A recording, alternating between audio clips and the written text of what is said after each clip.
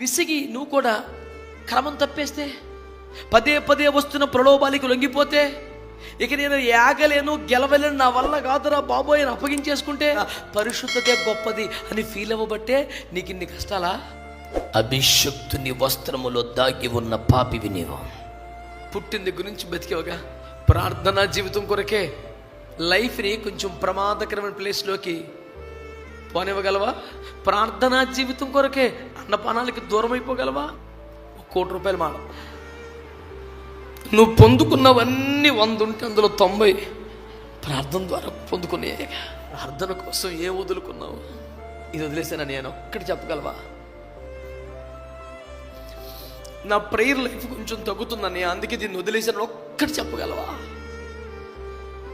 గడిచిపోతున్న సంవత్సరాలు ఇంకా ప్రార్థనా జీవితాన్ని బలహీనపరిచే వస్తువులే నీ దగ్గరికి చేరుతున్నాయి.